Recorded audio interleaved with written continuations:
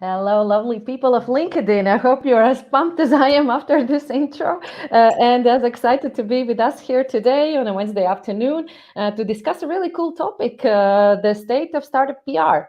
Before I introduce no, they have to show the other side. I always get confused because of the One of them. mirroring. Yeah, that side. Before I introduce my companion on today's talk, I wanted to mention that you're here on Startup Wise Guys LinkedIn stream. And we have started this year a series of events that is called the State of. We have already covered, for example, AI recently. Today we're talking about PR, and we're gearing up for Web3 in June. So stay tuned and check the comment section where my lovely colleague Louise is doing things in the background, and she's going to send you some valuable information. We're going to be talking for more or less 45 minutes, 1 hour today. Depends actually on you, because you listeners can impact what are we going to do here. And you can ask your questions. You can do that via LinkedIn commenting. We're going to see them here, and we'll try to address as much as we can. It's simple. The more questions you ask and the better questions you ask, the better content we can provide you. But let's kick it off. My name is Zane Bojāre. I'm head of brand at Startup Wise Guys. I'm also a seasoned PR professional, although lately I entrust the professional PR work to people like JJ, that is actually representing Black Unicorn PR, also our PR agency that we have worked very successfully for, what is it, like 2 years, right? I think it's 2 years or so. Yeah, two It's been years a now. while. Yeah. It's been a while, and JJ is also a mentor at Startup Wise Guys Accelerator program. So she's one of the people that startups that enroll with us receive investment and are part of the 5 months full-time accelerator program actually get to pick the brain on what to do with media, how to work with PR. And today we have invited JJ here, and also I am here to address and talk about how startups should approach PR. When should they start? What they shouldn't be doing? What kind of mistakes we observe? And we're going to be mostly talking about European PR scene and kind of local and international English-speaking media. JJ, well, let's kick it off with a bit of more introduction about you. Tell us more about yourself. Well, first of all, Zane, thank you so much for inviting me. I hope you guys will find this session very useful and insightful. So my name is JJ. I've been in public relations for 14 years now and counting. I worked with very big brands initially in the beginning of my career with ASUS, TomTom, and kind of gradually moved on to startups simply because of the reasons startups are so agile and they keep changing, and when you're a small brand, how do you punch above the weight, and how to get into those kind of big media outlets that you want. Black Unicorn PR has existed for 5 years now. We work predominantly with B2B tech startups and some VC and accelerator funds. And I am here to bust all the myths, answer all the questions, no matter how uncomfortable they can be. So bring it.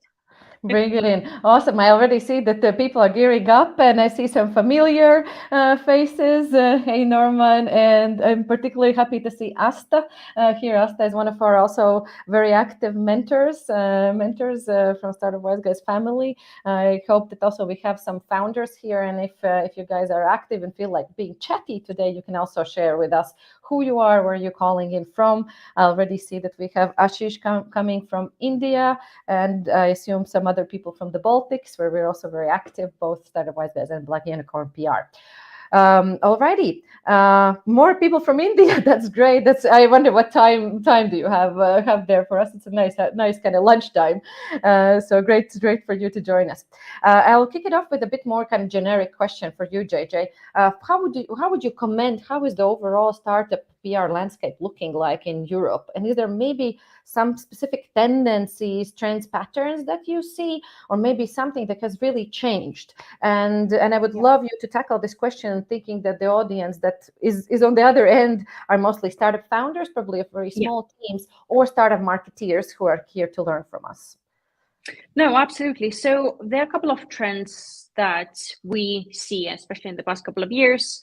So probably one of the biggest one is if you understand how PR works, as a startup founder, it actually gives you a lot of advantage, because the startup industry is quite unique itself. There's so many startups that just, for fundraising, maybe less than before, but, kind of picking up. And a lot of times, if they understand how PR exactly works, that gives them an advantage, compared to the competitors, because they know when to go out to the media, how to work with agencies, what is newsworthy and all those things. Another thing that we see is that sometimes, startups, especially the young ones, they're lacking basic kind of PR hygiene. So, as a startup founder, of course, your main priority is to make sure that your business grows, that you have investors, right? And you have the customers. So startups tend to think about the investors and customer side of things. And often they forget about the journey of the journalist. So it's pretty much the same thing, when someone lands on your website, what you want them to see. For journalists, it's like a very specific area that you have to have with all the information, just to make their lives easier. Because sometimes even a startup is really, really interesting and there's no basic information about them. For journalists, it just might be too much of a hassle just to go to the research, then someone's replying very slowly, all of those things. Before you move forward, JJ, I think this is a really cool practical thing that we can zoom on instantly and give you some advice.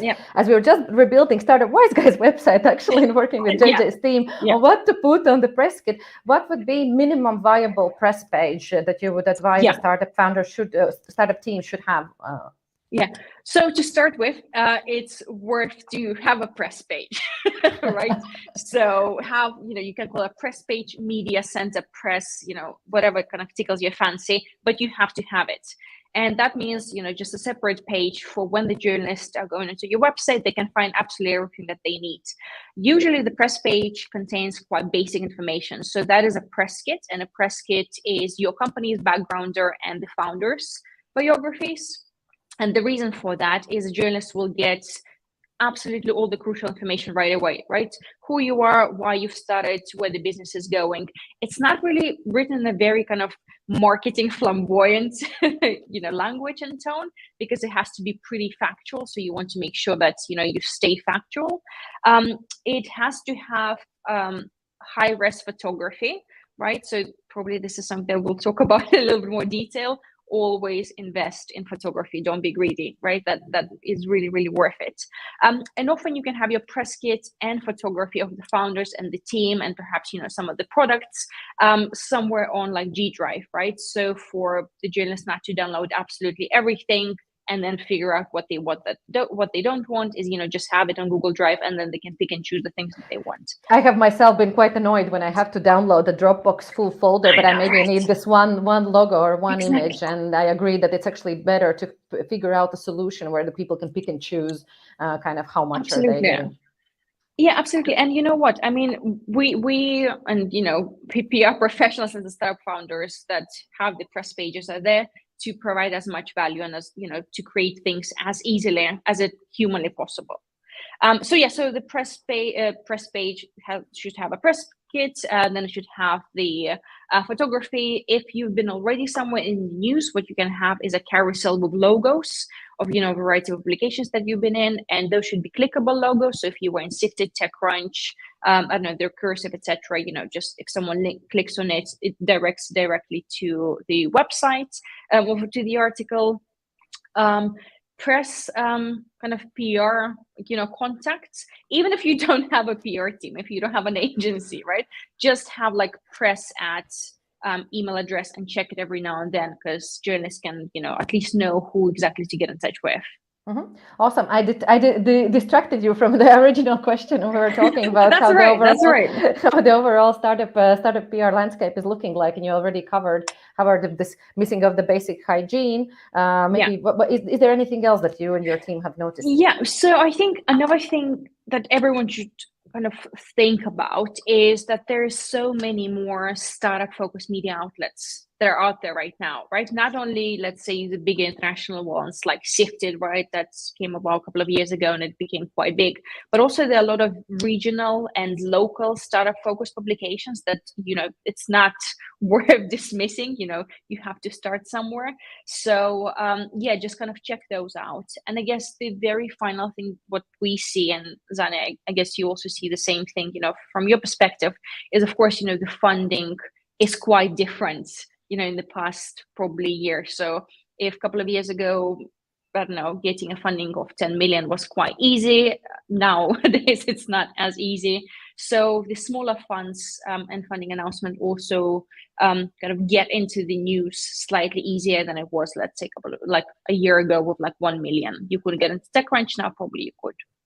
Yeah, that's actually great thing to note down for those of you who are listening and thinking, okay, kind of, I'm raising, I don't know, 1.5 million. Probably, is it too small? Is it big enough to actually go in the media? Then right now, JJ, you would say that at least try. Yeah, no, absolutely. I mean, you first of all, you have to try, and secondly, you also have to understand how you compare to others, and where exactly are you trying to push the news to. So sometimes, even if it's like, let's say, £1 million or euros, dollars, doesn't matter, but it's like a very unique product, very relevant, very much kind of in right now, then potentially you can also get the TechCrunch, because of course it's about the money, but also the story that kind of goes behind it, the impact that your product has. So yeah, 1.5 million sounds reasonable. Mm-hmm. And on this topic, for those of you who are curious about Europe, as even though I see that a lot of you are joining us from further away geographies, so I hope it's still super relevant. There was a time when everybody wanted to be on TechCrunch, and I think now it has changed, and everybody wants to be on Sifted, and me as well, saying, "Oh my God, I want Startup Wise guys to get on Sifted." When we started collaboration, which we actually managed to do, and I know that you also just recently had a chat with Zofia, who is working on the region of Central Eastern Europe, so which media should startups actually kind of keep in mind, have on their absolutely minimum list? And maybe, is there any specialization? For example, don't go to TechCrunch if you are not raising above a certain number. Kind of, is there any advice on how to tackle maybe the bigger names in the market? Yeah, so no matter how big or small the publication is, you have to understand what that publication is about, right? So and that's one thing, right? Understand what that publication is covering. The second thing to think about is what that particular journalist that you're trying to reach out to is covering. Because once again, no matter how big or small the startup focused publication is, they will have different types of journalists. So to say Zofia from Sifted, she's very much focusing on the CE region, while someone else is just looking after the OPEC pieces. So you just have to do like this very basic research, understanding what they do. But then, as I mentioned, if you're a small startup, it's nice to be in those very big and fancy publications, but also what you want to think about is traction before you try and get there. There's so many really, really good publications that are very much like trade and niche focused, right? So you have like plenty of fintech focused publications, and sustainability ones as well. So there's no harm, and actually should be encouraged to try and establish connections with journalists there, kind of, and slowly work your way up there as well. Yeah, thank you for this point, which also reminds me the thing that I have struggled myself being. I used to work in a PR agency a long time ago, and clients always expected this very, very fast results and instantly. And I will not lie, when I'm on the client side, I do the same. So I definitely add some heat to JJ and her team. But I like that. Yeah, but I really like it when we started the collaboration, and one of the reasons why we chose working with you was that you said you were reminding about PR being this long-term game, and I do remember it from my own experience. But I think the way you put it was very interesting for me, and maybe some of a bit fresh approach was that I see it like an iceberg, right? On the top of the iceberg, you have these kind of very big visible names of the media, but you need to create this legitimacy background. You need to have this tier 3, right, noise. You need to be mentioned here and there, and kind of build up. Of course, there might be somebody maybe even listening to us now saying, total bullshit, aim for the top and don't don't don't compromise for anything below. And that can also be a strategy, and of course it kind of depends a little bit. But I did like this approach of your team from Black Unicorn PR about kind of building, even though it takes enormous patience, right? For us, it took almost 2 years to get a really nice Sifted article and get nice Tech EU articles as well. But I can see now that this background work helps in a longer run. It's kind of like oils the machine. And at one point you realize that it starts moving kind of on its own. Yeah. And, that's a very fair point, because I think, for everyone that's listening, it's very important to, I guess, remember the fact that PR is not performance marketing. So we can't just pump a lot of money, let's say, into ads, and then, when you know exactly who you're targeting, then you know the return on investment and all that stuff. PR is very much looking after your kind of how much people trust your brand, right? Because if you are a no name all of a sudden just popping up everywhere without any sort of validation from the media, that's a different story. So PR is a long game because trust takes time, and also an overnight success is also like not something that PR can help you massively with. It's like very meticulous job, reaching to the relevant people at the relevant time. And then, as you said, slowly build your way up, to the top of the iceberg. Mm-hmm. Awesome. Thank you, JJ. And I already see first practical question coming in, which ties to the topic that we already had before. So Asta is asking, to avoid random downloads of materials, is it okay to keep G Drive available for media only on request? So kind of limiting a little bit this access. Yeah. Well, first of all, hi, Asta. It's quite an interesting one, because why would you want to kind of gatekeep it, right? Because the information that you will have is and should be publicly available when we're talking about, let's say, press kits, the background or the bios of the founders, and the photography too. I mean, I don't think a lot of people would be just going and just, randomly downloading and abusing, the content and stuff. You can, but then why would you? Yeah, well, G Drive, of course, if anybody that is listening to us comes from cybersecurity, probably they would raise more the security concern. And that's also something that we have been kind of fiddling with. And I also, when we were developing our website, we noticed that there's quite a lot of cool services that, paid mostly. I think it was pr.co or something like that. Not non-paid advertising. I have no affiliation with them, but I just noticed that there are actually really cool ways how you can create this pick and choose downloadable materials instantly into your website. It's just like a third party solution, which I actually quite liked. We didn't opt for it right now. As Startup Wise Guys, we're also ourselves using still Google Drive specifically for this reason, that we want people to go and check things. Actually, I agree with you, JJ, and I'm even wondering why Asta is asking. So Asta, let us know in the comments that my line of thinking whenever I was kind of putting together structure for our PR kind of press page on the Startup Wise Guys website was how to remove any obstacle. Actually, how to make sure that the kind of the path through the website is logical, and there's a one-liner, and there is a kind of there's a one paragraph about section. There are all of the right names, and we're still in work in progress.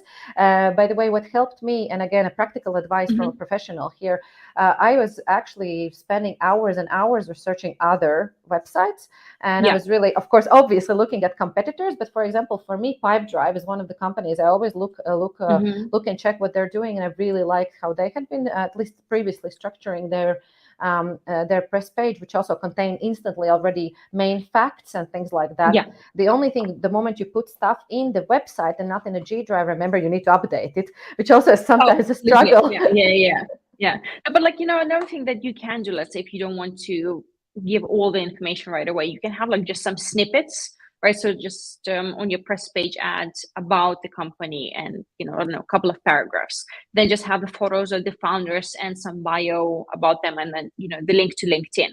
So there are ways to play around, and perhaps there's certain reasons why you don't want to use all the information. But once again, remember that we're here just to provide a very easy and seamless way for the journalist to get all the information at hand about you. Awesome, Asta. I hope we answered your question, and I wanted to move forward with additional brain picking of JJ, as I know she has a lot to share with us. And what I actually wanted to switch entirely to the practicalities of things. And let's talk early stage B2B or not B2B startups. When should a startup think of generally working and doing something about PR? How should they start? And if you want, you can mix it already in the in-house versus outsourced help in PR, because I think that's a very, very big topic. And I personally vote very strongly for externalizing PR, at least early on. That's a good thing, no? Fair enough. That is a good thing. I mean, we do work with you. We were yeah, doing the PR for a long, actually, in-house, and I would say that was probably, I wish I would have employed earlier external help and stop pretending that we can handle it. Do But everything anyway, JJ. in-house. Well, we'll talk about it. So in terms of when to start doing kind of PR activities, right? The kind of classic answer would be, once you've raised money, so let's say somewhere around $1 million, because PR is not that cheap of a service. And also the reason for doing it once you've raised money is because journalists really care about execution, not just the ideas, right? You can't just go to someone, in whatever media you're trying to approach and say, like, I have this wonderful idea, we think that it will work, right? It doesn't work that way, unfortunately. And once you have the money, it means that someone believed in you to the point that they're backing you. So that's quite important. In terms of in-house versus outsourcing PR, once again, depends on the cash flow that you have and the runway that you have.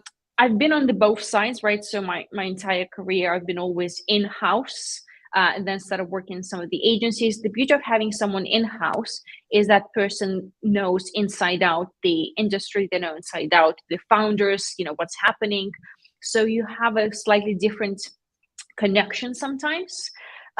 The downside of working in-house is that you do a lot of things. It's not only that, let's say media relations or writing press releases, or copywriting and writing press releases is an art itself. There's a lot of things that you do, and sometimes you might miss out on opportunities because, there's that much time in the day that you have. The beauty of outsourcing, let's say an agency, such as ourselves, is the fact that you don't get one person working on your account, you get multiple ones, right? So you get, let's say, an account manager, you get a copywriter, and you get someone else who's helping to pitch. And usually those people are the ones that have like years and years in experience. Just an example, in our agency, I think the average experience is around like 10 years working in international PR. So you got to get this collective knowledge. The downside to it is that you get an agency for a limited number of hours per month, right? But then again, it's how you prioritize things.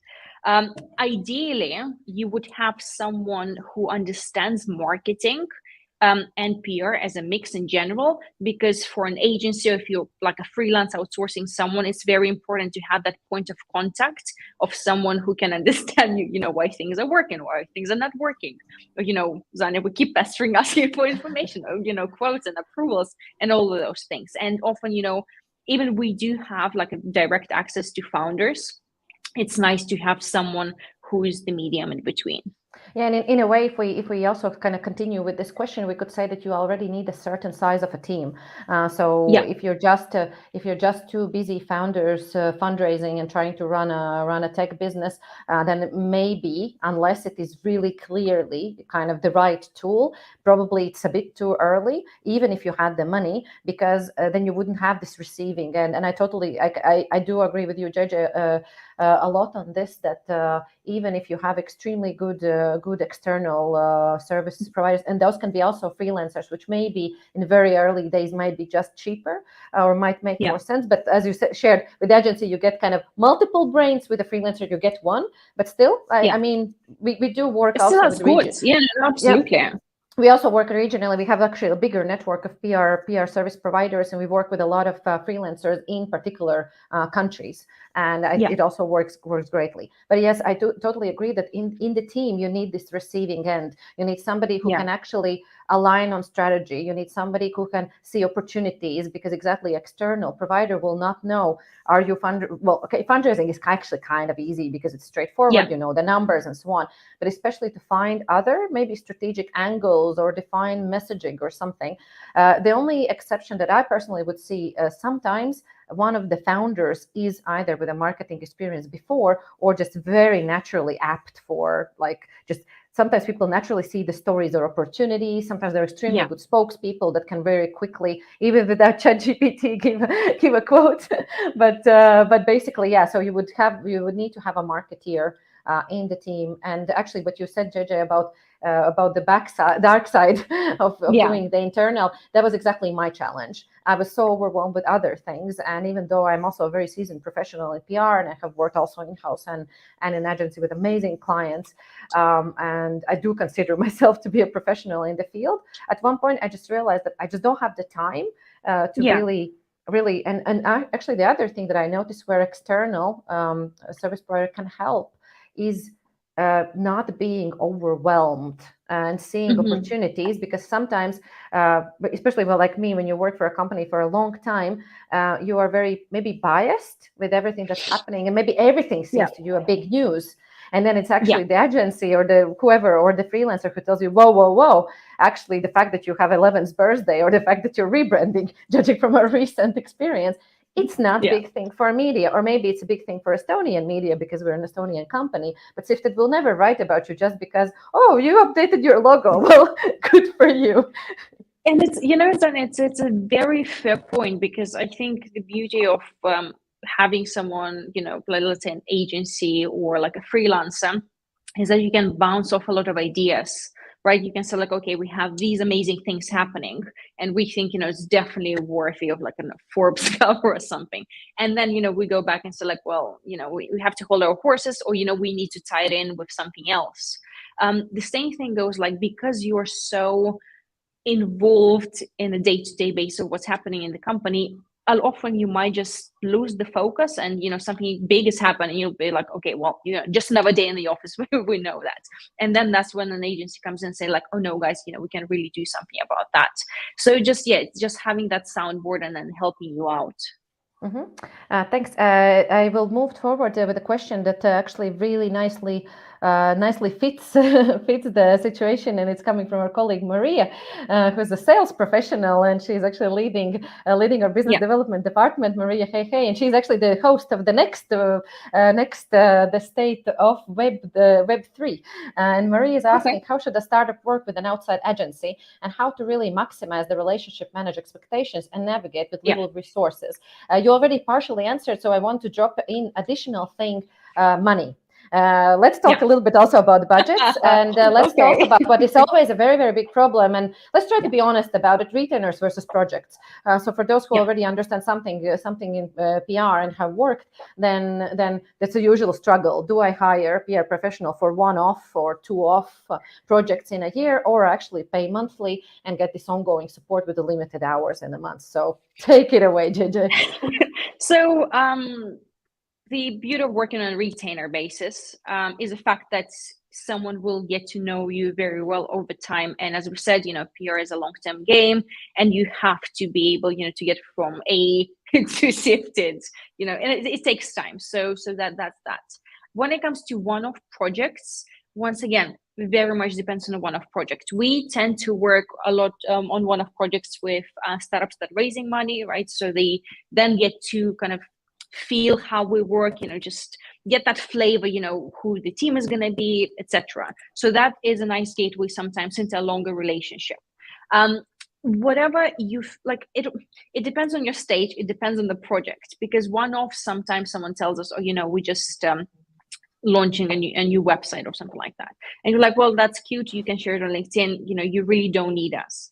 To answer how to work with an outside agency, one of the reasons why I've set up like Unicorn PR is that I saw that there was a massive gap between startups and agencies, because you often get like, those big fancy agencies that come in, take you for whining and dining, and then your account gets passed on to someone junior, not necessarily knowing how the industry works. So it's very important, I think, to be on the same side in terms of the culture, because Zane, we've worked for a couple of years. We know how you guys work, how we work, we know what matches, we know, the struggles. So, but it's also like a very honest, long-lasting relationship, right? So, kind of nailing down this culture and making sure that you're on the same side is really, really crucial, because sometimes people can come in and show you all the fancy results, and then you just clash because you have different values. It doesn't really work that way. In terms of maximizing the relationship, managing expectations and navigating with little resources. So managing expectations should be set in the very beginning, right? So if you want to be in TechCrunch in 2 weeks' time with no news and bootstrapped. If an agency says, yeah, of course, we can do all of it. We can write a press release, push it via newswires, which, disclaimer, I hate dearly. That will not work. And then you'll just waste the money. And if someone tells you like, okay, we can get there, but these are all the things that we need, because it's not a one-sided relationship, right? So for us to do our job, we need your input, because once again, it's your baby, it's what you've been doing for quite a while. So that's quite crucial. Yep, you actually answered already the additional question that was in the chat about using these automated services. So you yourself actually can't. I need to find it. Where was it? Yes. Louise, the outsourcing the activities. Yeah. The tools. But actually the automation, I think ChatGPT is a different thing, because it's more like a content, unless you're using it additional functionality. I'll let you answer on that. There was another question. Have we ever used this kind of like automated sending out of the press releases? And no, at Startup Wise Guys, we do not practice that. Before we had an agency and freelancers, before we had an agency and freelancers in particular geographies, we were doing it entirely in-house. And actually, maybe I'm a different generation than the younger people building startups nowadays, but I personally would also really write tailor-made email, even though there's so much automation already in just the email clients where you can do, but I would still try to write something to that particular journalist. For example, hey, you have already been mentioning us previously on this article. I wanted to follow up. By the way, good stuff on kind of show the person that I actually am writing to you specifically, not to a random editor and of course knowing them. And my approach overall might be very different, and I know some startups like to kind of like just do this. I am way more into, hey, let's get 5 good ones instead of 100 random ones. But we have a question from Marek. Hi, Marek. Marek is also a PR professional. I have been we were on the board of PR Association in Latvia, I think, at some point, and a great friend of mine. And he also actually moved from PR into startup business. So he's asking about outsourcing PR activities to automated tools. And I want to add a question on this, JJ. How are you seeing the overall PR landscape changing? Because people now can write amazing texts with AI. Can they? No, I was angry. I was literally angry when ChatGPT came alive, and I was ignoring it for 3 weeks because I was like, gosh, I have earned my money majority of my career just because I could put nice text together, and now an AI comes and does it. No, actually, we do use it in the team, but we use it mostly for content writing or for idea sourcing. Fun fact, I was preparing for this panel. I did ask ChatGPT advice on questions to ask. But anyway, JJ. So with ChatGPT, well, any sort of technology such as ChatGPT should not be ignored, right? Just to say that it's taking our jobs and stuff. No, it won't. Should outsourcing some, like, let's say, writing press releases or thought leadership pieces, I would definitely not recommend that, because it's not going to be the same quality, right? I've tried it and it just was not the same, right? You still need this kind of human impact and then understand how it's working. To fully say like, oh my goodness, no, never use ChatGPT, it's absolutely ridiculous. No, that's also not true. Sometimes I use it to check my grammar, because English is not my first language. So I would not outsource activities to ChatGPT, neither kind of to talk about the point that you were talking about, how to send out like thousands of emails to different journalists. I would definitely not recommend doing that, because first of all, I guess it's a surprise to everyone, but journalists are people, right? They would like to be treated like people. They appreciate when you research them, when you know what they're talking about, instead of just blasting them with absolutely irrelevant and ridiculous content, which happens so often, unfortunately. So you want to make sure that it's tailored and relevant to them. Thanks, JJ. And I see there's a lot of amazing questions coming in. I will shortly start addressing. But before that, I had a follow-on question on this kind of building relationship. Whenever I have listened to other PR professionals or mentors that are coming to our program, we have plenty of them, and maybe some of them are listening. So great to have you here. often it's like, okay, PR is a long-term game, so you should expect the results in the long term, and you should build relationships with the journalists early on before you actually need them. Kind of the same advice any startup would hear about fundraising, that you would like, actually almost any sales process, I assume, where you should actually start building the relationship before. But what does it really mean in practice? And I'll be honest. What is that relationship? What does it really mean? Because I will be honest, I have fucked up with this in my career also here, that I sometimes only remember about, I don't know, Robin from Techie. You want to actually, hi Robin, if you're in case listening, you're a great guy. And I only remember when I actually need something from him. But and I also realized at one point that I'm extremely kind of transactional in this, but I also don't think that the journalists, professional journalists, actually expect you to go drinking beer with them, or be kind of like asking how your kids or your dog is doing. What can be content, or kind of how in practice building a relationship with the journalist early on work? What is it? Tell us. Yeah. So 15 years ago, you would go out like drinking and eating with them and just kind of getting to know them and their children. Right now, you're totally right. You know, they want to get something that is valuable from you, and you want to become the source that provides them with valuable information. So you would just not be sending emails, you know, random, or like saying, hi, you know, this is me, this is what we're doing right now, nothing new, blah, blah, blah, blah. A couple of things that you can do, though, is once again, kind of try to identify relevant journalists to you, once again, from local media to trade media, and, you know, kind of to those bigger journalists. The events that's happening all over Europe, and I'm pretty certain, you know, might be happening in some of the cities that the guys are in. So you can try and see journalists, you know, invite them for coffees. We spoke with Zosia 2 weeks ago now, and she says she loves going for coffees, you know, especially during events, because, you know, this is the reason why she's there. But Zosia, she's going to have like a volume of coffee invitations now. I know, right? This is great. But then, you know, some of the journalists maybe, you know, they don't like it as much, right? So once again, it's like, it's people. People are different. Some enjoy going for coffee, some of them don't. But, you know, having this relationship in terms of, you know, just saying this is what we are, and once again, kind of give them the value. A great example of what we did with Roland, the CEO of Nordigen. Now I believe it belongs to Go Cardless. We've worked with Nordigen in 2019. Open banking was like a very hot topic. Everyone was talking about it without everyone understanding probably, you know, what it is. And what we did after having our session with Roland, we realized like, damn, you know, this guy can put it so nicely and so easily, you know, to understand, like, to, I don't know, like to anyone. And we thought, okay, so why wouldn't we just tell our contact at Sifted, the one that was covering fintech, hey, this is Roland. He knows everything about open banking and beyond. If you want to have a conversation with him just to understand the industry a little bit more, we can easily arrange an interview. And she was quite interested in that, because even if a journalist is specializing in that, like in fintech, it does not necessarily mean that she had like the dive deep insight into open banking. So what happened in our case, we've introduced them. They had a conversation. Once again, no strings attached. Roland was not expecting an article. We were not expecting an article. For us, it was just for the journalist to know that he's out there and he's kind of this massively, insanely, you know, smart guy knowing things about open banking.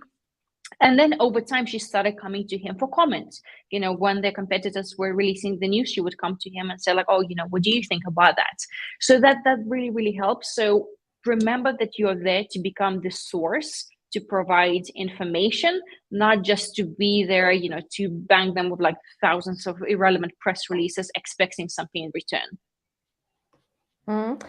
For my side, what I have seen also working is first following many of journalists actually are active either on LinkedIn or Twitter.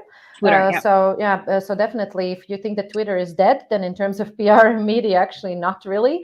And I have had cases when I have managed to schedule meeting up even with TechCrunch with Mike Butcher through Startup Wise Guys Twitter account. We met in one lecture long time ago, and he thought I'm a guy, so he was like, "Oh, you're a girl." But it was funny surprise, because my name is tricky for the English speaking countries. But also, for example, seeing what journalists share and post on LinkedIn could give a better idea of what you, JJ, were saying about kind of, do they prefer a coffee, or actually they prefer super professional email pitch and don't touch them. And I assume majority of them don't want to be bugged extra, but they do want to be appreciated as human beings. Another thing that I think I have heard it from, or also good friends and collaborators and mentors from True 16, from Krista and Julia. In case any of you is listening, greetings. We've worked for 3 years on the Baltic Startup Seed report with them.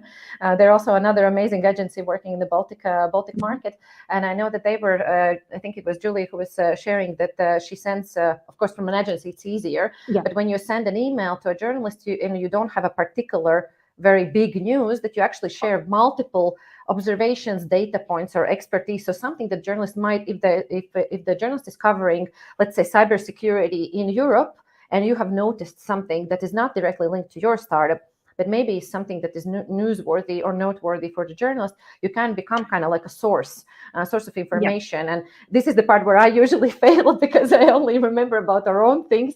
And I wish I had, well, now I have an agency to do that for me. But that was something that I was like, okay, this is something that I would have done differently in my in-housing PR work at Startup Wise Guys, is to become this information source and give first. And then when you really need, you have already kind of created some no strings attached, this kind of like background. Absolutely. And I think you've mentioned Twitter, and you guys who are listening that are not on Twitter, please be. Right, that's where pretty much journalists live. They share their stories, they share their likes, they share their dislikes, they share the pet peeves. So someone was asking about like software and using it like as mail mergers, they journalists go on Twitter and hate on people that do that. So it's like a really, really good source to understand what the journalist is about, whether it be professional or, like personal setting. So that's definitely worth looking into. Awesome. We're already kind of coming close to that, but we have so many questions that I think we might end up using the full hour. I hope who's ever listening still sticks with us. There's two really good questions coming from founders. From one of them is Tavi Rannemets, also from our portfolio. So he's asking, what about startups who don't plan to raise any significant VC money? When should they start thinking of PR? And I see that also there's another question. Saeed Rafi has asked, can you put light on initial PR of the early startup? Few startup does not have much funds for first PR, but I think it's not, to me, it's actually what else can be newsworthy apart from the obvious, which is kind of fundraising. Yeah. So it's PR is not only about fundraising, right? It's not only like, oh, we've got this money. Of course, that really helps, kind of get your foot in the door. There's a lot of other things that you can do in terms of when kind of to start. Once again, it depends on the founder. Like if, let's say, the founder is very like PR savvy, you can find ways to go out and then do some sort of media relations, because it's not, well, as I've mentioned, it's not really kind of pushing the stories, right? Sometimes you can react to different stories, provide your commentary. Let's not forget about like atemporal pieces when you can pitch your op-eds, to publications. So there are like a lot of different ways that you can do PR without significant VC money. Speaking opportunities, that's another thing that you can try and apply yourself to speak at different events. So that's all a part of PR. It's not only news, it's not only media relations that we're looking after. Yeah, I'll stop you there, because I just heard op-eds, and many of people maybe that are pure startup founders not familiar with PR will not know what is that. There's like a thought leadership piece, like a piece with your opinions on a certain topic or a certain matter that is not salesy, right? Whatever PR activities that you do, be it speaking on stage or writing your thought leadership pieces, those are not salesy ones, right? You're not selling the product, you're not selling the company, you're showcasing your ideas of how things work. I will pick on something more that we have in the chat. Yekaterina Bitus has joined us. Great to see you. She says that you ladies are a great combo. Thank you so much. But she also has a very good question, which is maybe on a side of how startup communities can help startups in PR. And before JJ, I give the floor to you. I actually wanted to mention that, for example, we have been outreaching one of our partners as e-residency, and I think of Estonia, and I think they're doing amazing job for years in PR, and they often shine light on particular particular founders or startup organizations. Of course, obviously, their interest is to promote a particular thing, but in kind of using these real stories from the ecosystem, that's a great way. And a lot of times also we as Startup Wise Guys, we like to promote our startups. We if you look at our LinkedIn feed, there's a lot of shout outs about their fundraising rounds and so on, thanks to my content team. And I'm just kind of saying that that's already something that louder organizations from an ecosystem, for example, hubs or events, they can be very conscious of it. I also know that many tech events are kind of, for example, TechChill just happened, and now the True6 team was helping manage the PR for the event, but also a good PR professional working with the event will always, I would assume, keep in mind that they can also help somebody who might not yet be in the spotlight, who might not yet have this big name, to put them forward and say, hey, this is a new emerging cool startup, or this founder has had a big milestone achieved or something. So I think I totally agree with what you said. And in terms of like startup communities in helping startups in PR, is perhaps try and get PR professionals and journalists coming and speak with the startups, right? Because a lot of times what we see is that there might be misunderstanding of what PR is and how it works. And that's why, you're just trying to push all those irrelevant press releases, no matter, what the news is. So kind of educating the market, educating your startups as to what to expect, when to expect, how to do certain things really helps. So that's one thing from like the external point of view. Really like what you, Zane, said in terms of, kind of talking and shouting about the startups. That's really, really important, because bigger brands, bigger names are followed by journalists as well. One of the other things that you potentially can do is just see in terms of the collaborative approach. Is there a report that you can release that might be interesting enough, not only for the local media, but, maybe comparing to other regions and, make it a little bit bigger. So there are like different ways that you can do, but I think education is one of the key elements in this sense. Awesome, JJ. There's another quite lengthy question from, unfortunately, it doesn't show, it says a LinkedIn user, still asking about the software. So did you use it in the past, PR software to easier pitch sending? So we already answered that no, and we don't like it. But I think there's an interesting point in this question, which the person is saying that it's a good solution for the start, because it has a nice journalist email database. And with this one, I actually wanted to ask you, what would be your advice for a startup that's like entirely like nothing, like they have nothing? How do they build their own database? Google. You can Google emails, right? And that's quite an obvious answer. We use ourselves a media database, but we don't use it kind of to push the news out or, emails and stuff. We use it for this particular reason, to check the emails to make sure that we reach relevant people. They are quite expensive though. And if you're like a one-man band, or, if you're just a founder, you're not going to be spending like tens of thousands per year just to have a database that you will use once or twice. So the easiest way would be good old, Excel spreadsheet, good old Google, when you're trying to find the relevant journalists. Journalists often have their emails on Twitter. So in the bios, or, if you go on the website, you can see the editorial team, and also you will see the title, and as well as the email address. So just kind of build up on that. And also one note from me: do update it regularly, because actually, unfortunately, there are some journalists that have been there around for a decade, but especially sometimes in local markets. I am Latvian, so I know that market a little bit better. There's some journalists that are there when I was in my early days of PR and still are around, but sometimes you would have a journalist in a particular topic or segment changing like every 6 months, and also it's quite kind of painful if you just have an outdated database. And then you try to send things. Even if you have a database, right, before sending an email to that particular journalist that, perhaps you had that email for like a year, you would probably Google that journalist anyway, right? They might have been a Business Insider and all of a sudden moved, onto Sifted, etc. So, just like doing this basic research, making sure that you know who you're getting in touch with. It's like stalker mode on. But like not in a creepy way, in like a nice, useful way, not creepy. Don't be creepy, guys. Don't. Yeah, don't be creepy. Yeah. Thanks. I'll quickly check as I saw just a few new comments coming in. Okay, a very good question for I assume Angel. When do you think it is advisable shifting from hiring PR external services to having an in-house PR head or department? We kind of already touched upon it a little bit, but yeah. Often in this sense is probably when you feel that you're ready for it, and you will feel that you're ready for certain things once you reach a certain stage and you feel that you need someone like on a day-to-day basis to do all of those things. What I see often though with startups, and I did work in a startup as head of PR, is that I needed external help anyway.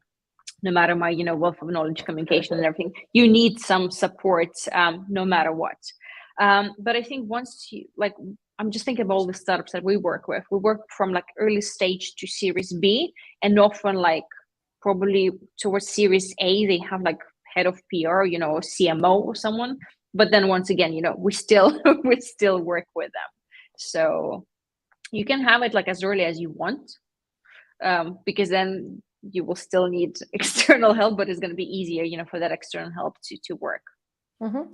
Thanks on this one. From my own experience and what I see with the startups, usually the marketing journey goes like this. At first, you try to do everything that is low hanging, free of charge, all the growth hacking, all the digital marketing things. Then you start getting some money, and I think when you start getting some money, then it's this very difficult question. It's not about PR, but it's about the marketing mix, and that makes the most sense. And I think it was Andres Purde from X5 now Outfunnel, amazing expert as well. Follow him on LinkedIn. He has sometimes very good kind of free webinars in various platforms. I think he was the one who said that once you see that a particular chunk of marketing either brings you the most value or take up the most work, that means you probably need a dedicated person there.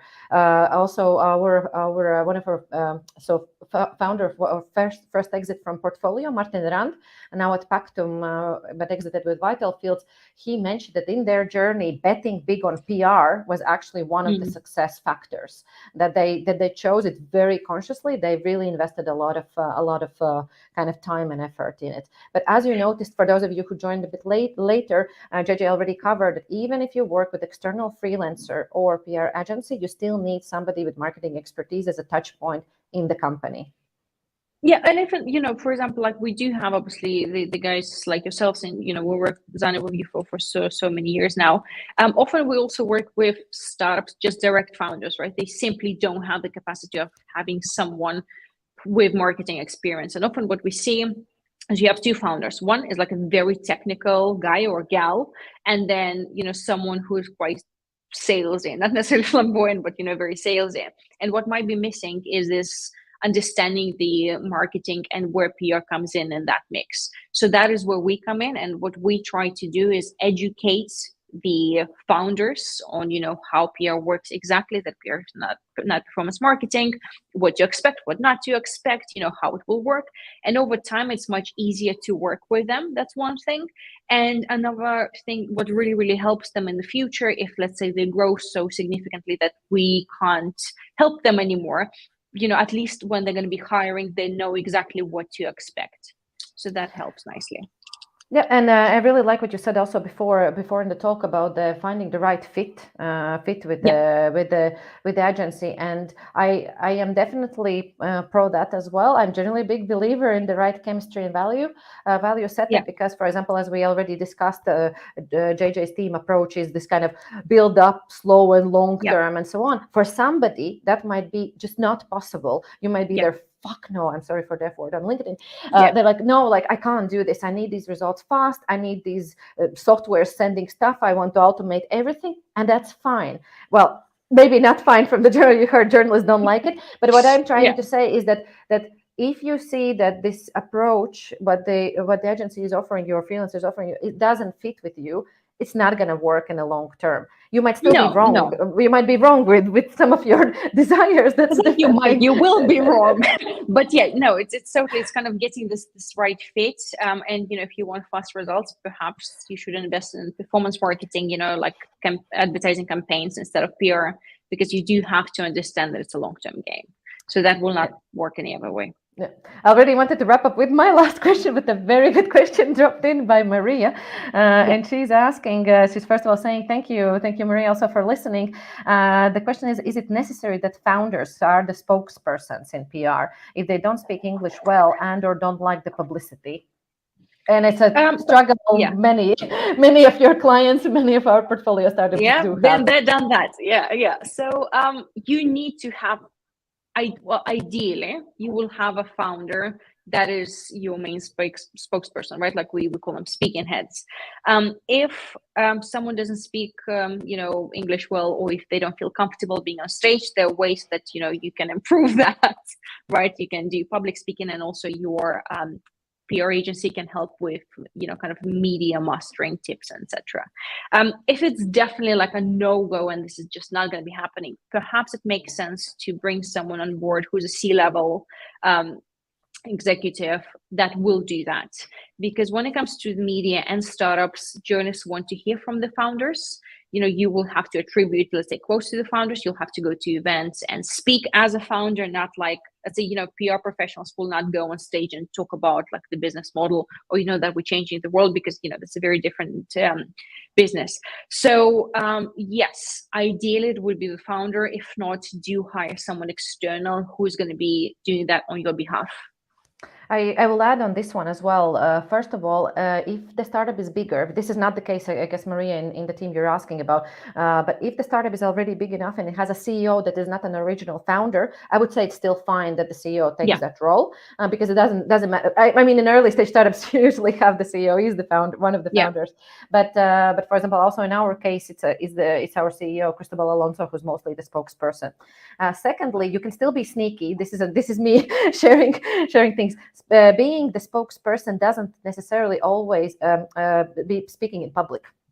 You could actually, because I assume, JJ, you would agree that a lot of the interaction with media actually happens through written text and through emails, or sometimes with interviews that are just a normal, good conversation between two people. Even a techie introvert founder can handle a one-on-one Zoom call, right? Maybe they are not okay to go and speak on an event, on a bigger conference. So that's also something, kind of think about it, because I would not push an introverted person to go regularly on stage just because it's not going to be good for anyone. You will impact negatively the brand image and the company messaging, and also usually those people really suffer because it takes a lot of toll emotionally. However, another thing that I definitely want to add, maybe that's what you, JJ, also wanted to mention, but let's see. Remember, there's such a thing as training.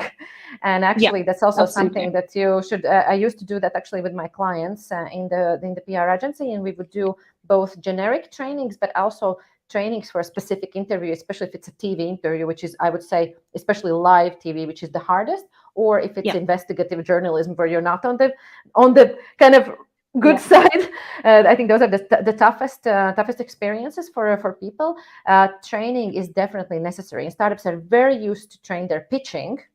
I think they actually should be trained to be at least decently speaking, and having actually clarity on the facts and on the messages that the company wants to get across. Yeah, no, I agree. And in terms of kind of having what kind of people would be speaking on behalf, what we see really doesn't work is, like, let's say, head of partnerships or head of sales, because like very salesy people, and the media will not necessarily want to talk to them in that sense.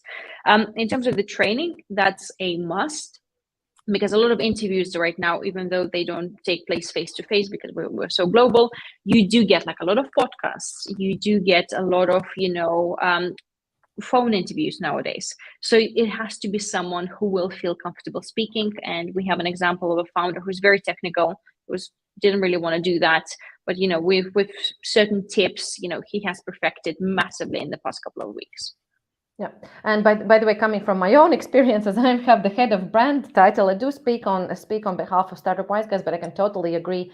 If the journalist knows me, and for example, it's very easy in the Latvian, they would still reach out to me and actually nicely quote me as the head of brand. But some journalists, even when they're just reaching out for a simple quote to be used, like just send me a quote, they know that the quote comes from the PR department or the agency or ChatGPT, but still they would want to have the CEO or co-founder name associated. Unfortunately, that's the game. Yeah, no, I agree. So like PR people, marketing people would not necessarily be, quoted because that they don't have the same thing. But yeah, you just get someone else to Yeah. do the job for you. Yeah. Well, we're exactly like we should be finishing now, but I hope that Louise will not kick us out. She's our fairy in the background, or head of operations, marketing operations. And I wanted to ask absolutely the last question. So I'm not going to take any more comments, but if you do have them, me and JJ will come back to LinkedIn and actually check some of those. I wanted to ask you last question and wrap this up with this. What are some of the common mistakes that you see early stage startups do in PR? Well, first and foremost, probably not understanding necessarily the mix of where PR fits in when it comes to kind of the marketing mix. Expecting miracles and overnight success. We said it's like a long-term game. I guess also sometimes not understanding the value of what PR can bring.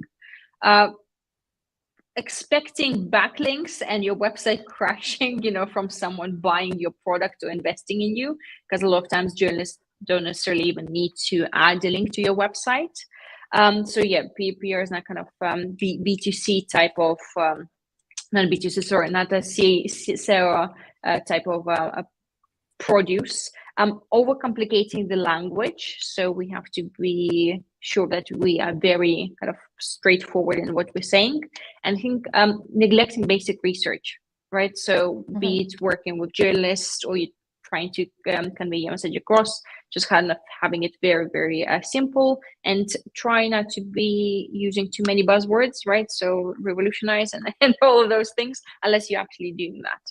Yeah, I would add on this the last one that often I see if the founders are the ones or sales guys are the ones who are writing the press releases, and they often do early on before the first big kind of big VC money comes in. Then usually it's like, we are the most amazing, blah blah blah. We do this, and it's like, oh my God, just don't send it anywhere because this is so not going to fly. And I think also, especially if we're talking about the press release now, ChatGPT or any other AI tool can of course be of great help. So are professionals, but I think it's also understanding the concept that you want to hook somebody. So you actually have to have a decent title. You actually want to instantly give all of the highlights and all of the information early on, and only then you build and expand on the story, which I think is extremely important. Yeah, cool. No, I totally agree. We're agreeing on too many things. There was not enough drama, but I hope enough energy and advice. Thank you so much for everyone who was super active. I noticed some of the people calling in from Africa were saying that they're experiencing internet connection issues.